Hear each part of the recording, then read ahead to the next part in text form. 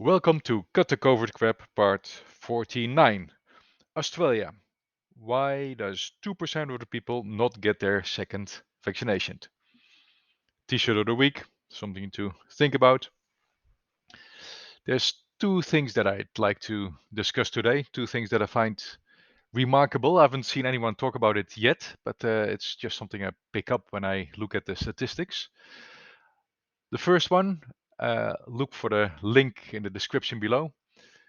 New South Wales, the most populous state of Australia, publishes a COVID-19 weekly data overview every week. And you find on page 3 the admitted cases to hospital, ICU, and the deaths split out per vaccination status. Now, until last month, if you look at the bottom of page 3, you see the vaccination status split out. You see 4 more doses, 3 doses, 2 doses, 1 dose. Until last month, the bottom one of that one was no dose / unknown. So very few people have had no vaccination, at least in the 16 plus range. Like in New South Wales, again, link below of the covidlive.com.au site of the Australian government. Roughly 97% of the 16 plus aged people have had their vaccination, 97%. The no dose / unknown was put together before, and it's quite a substantial. Was the number was quite substantial, as in like roughly 20-25% of the people admitted to hospital was in the category no dose / unknown. So this was reason for politicians to say, see, high percentage of a relatively high percentage of the people that are not vaccinated end up in hospital. Since sometime in June, they split out that now you have a no dose category and an unknown category. Now the unknown category, which is so the no dose category, is there's hardly anyone left anymore. I'll get back about that in a sec. The unknown category is, if you look at the footnote below, you'll see that if people have a different spelling in their name, then they may be vaccinated, but it's not recorded in the Australian immunization register.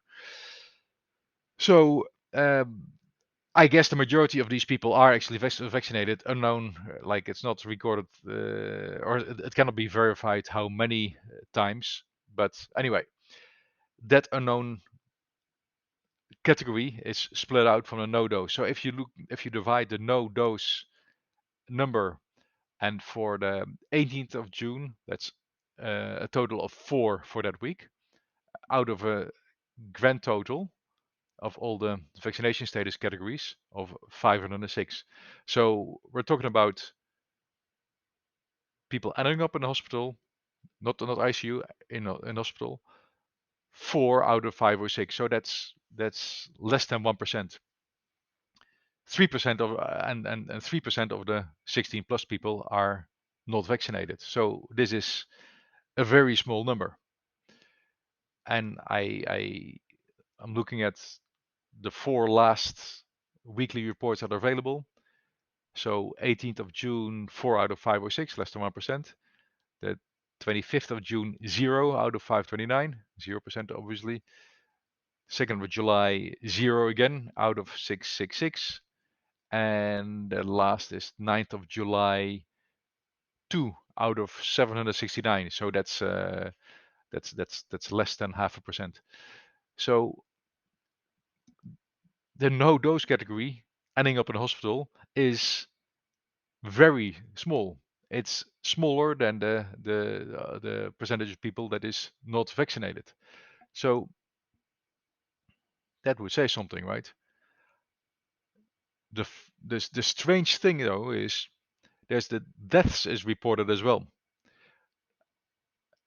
I'll I'll I'll look for it yourself and please comment on this if you see something wrong with my reasoning. But like the number of deaths is logically smaller than the number of people hospitalized. I mean, uh, would people die without going to the hospital?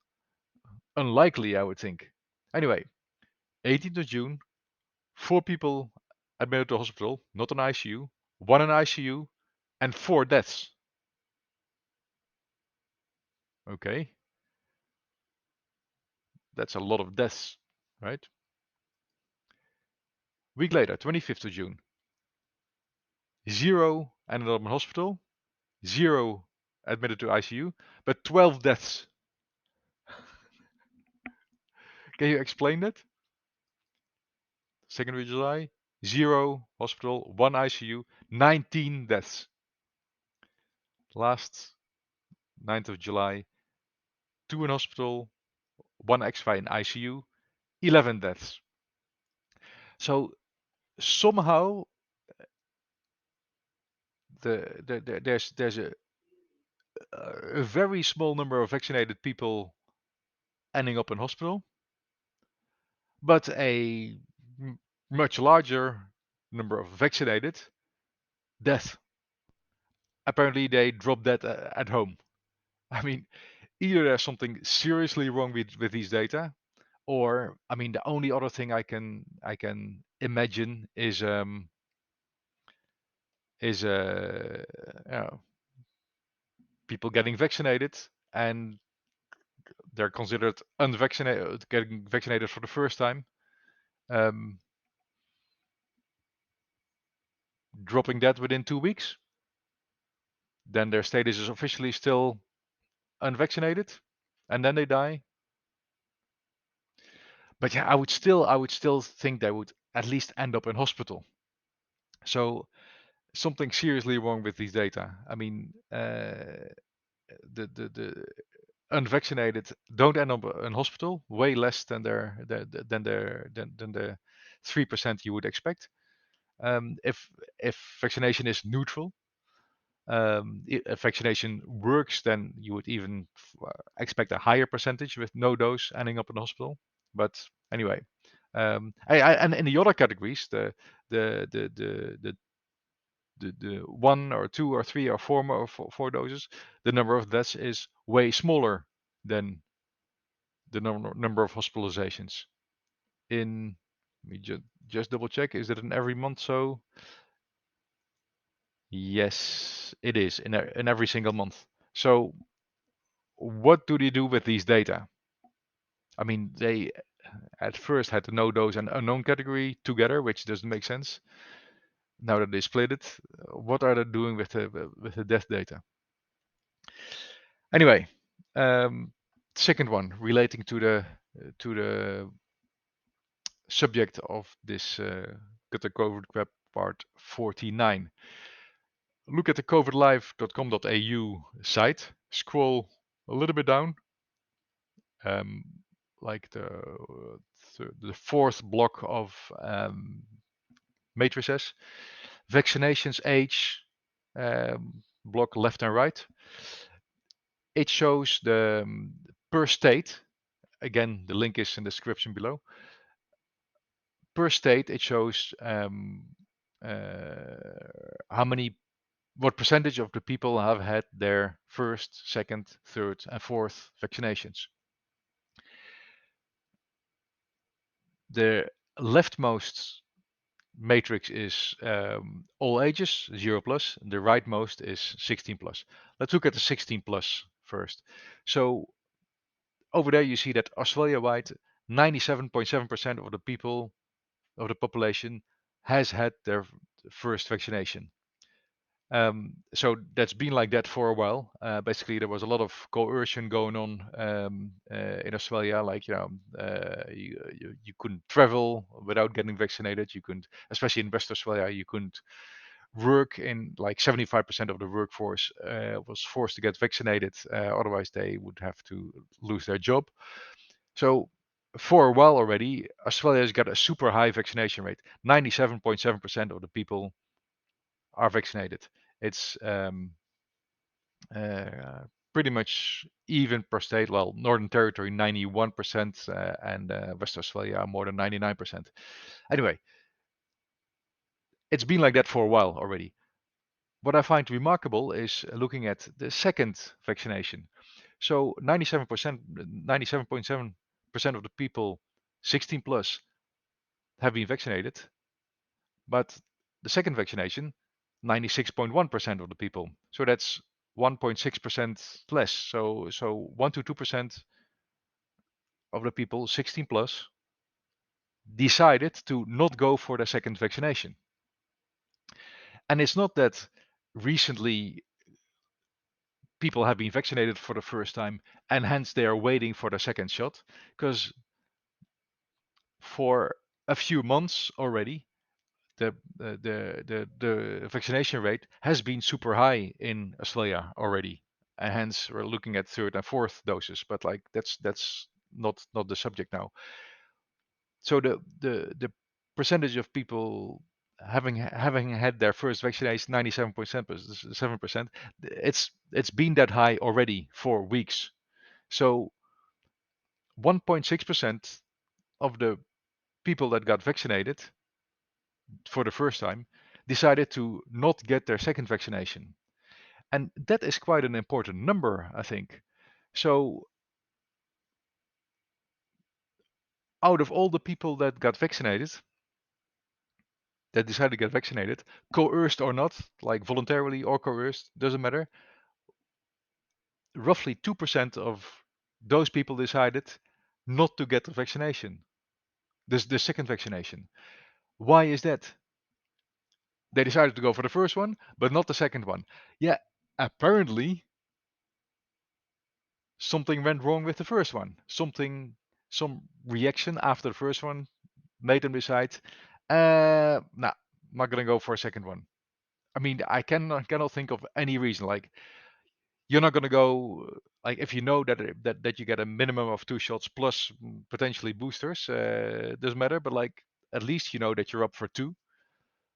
You're not gonna go for like, I'll go for one and then I'll stop. Only if something goes wrong, you're not gonna go for the second one, I would assume, right?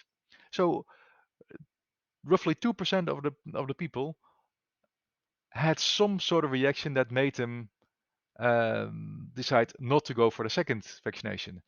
You can think whatever you will think of 2%. That's your own decision, your own judgment. Um, I personally think that 2% is a lot. I mean, we saw before. I put it in a video ages ago of the that German insurer that concluded that roughly 3% of the people getting vaccinated went to see their doctor because of an adverse reaction.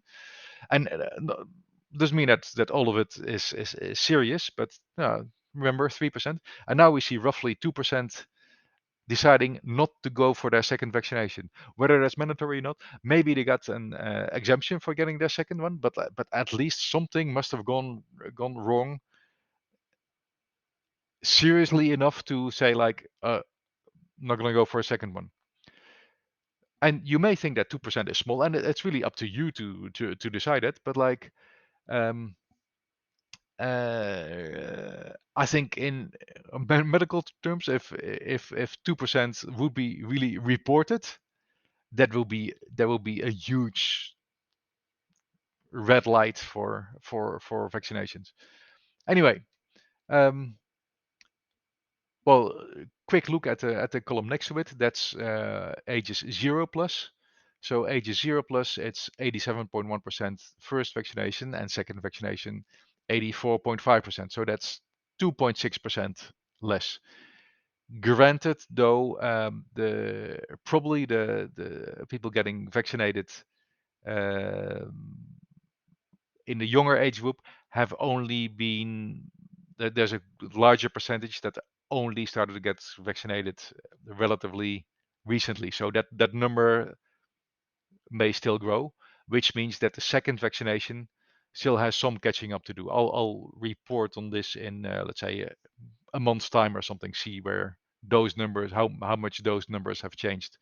So, but yeah, I mean, uh, that percentage is higher now. So yeah, also it at least indicates in the direction of like, well, I got my child under 16 vaccinated, and something went wrong. Not going to go for a second one. Now, if you think of like, well, let's look at the third dose. A third dose, 68.3%. Fourth dose, currently 18.7%. So where is this going to go? I mean, if I think about my environment, like if I know people with adverse reactions. I don't know anyone that had COVID in the last half year that had so in the Omicron era um, that had that felt bad for more than a week. Um, I personally don't know anyone that end up in hospital, and of course it's only my personal observation. But I think what people would see is that it's more likely that you know somebody with an adverse reaction. Hence, uh, 2% of the people find it serious enough to not take their second shot. So no, I know people like that as well. So most likely, it's more likely that you know people that didn't get a second shot than people um, with um, with COVID ending up in hospital, let alone severe. So maybe that's also the reason that the percentage of people with the third vaccination is only 68.3%. Um, I think in order to be considered, though, no, I cannot say. I think I'm not sure if everywhere in Australia the fully vaccinated means at least 2 shots or at least 3 shots. So that of course can be a reason to not get your third shot either. But yeah, I guess since it's more likely that you know somebody with adverse events than somebody ending up in hospital. Yeah, I think that makes you think twice about getting your next vaccination as well. Hence, the third shot being so low, and the fourth even lower. But of course, the fourth shot has not been available for a very long time. Anyway, so yeah, this the even though there's only 1.6% difference in absolute percentages, I find this quite insightful. I mean, I cannot think of any other reason why people wouldn't get their second vaccination if they decide to go for their first vaccination anyway. Make your own decision, but when you read the news, especially the mainstream news, look for the red flags. If people say this and that is disinformation or misinformation or whatever, not information, that's maybe a reason that they cannot win the argument based on content. If people proclaim something and say experts say da da da, experts say you need to have data. If you want to support your,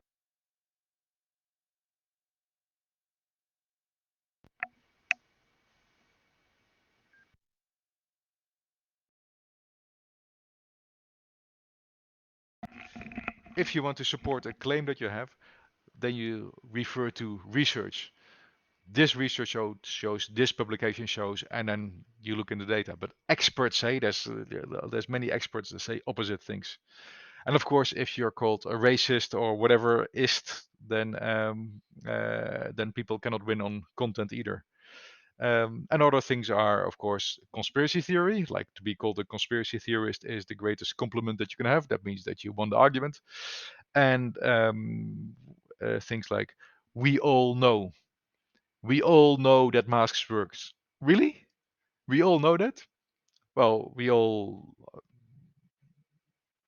are forced to wear them, maybe. We all are coerced into it, but masks work. Is there any study any serious studies that shows a more than 20% effectiveness? Let me know. Plenty of experts that claim it, but any study? Anyway, do your own research, and I'll see you soon with some more funny stuff. Goodbye.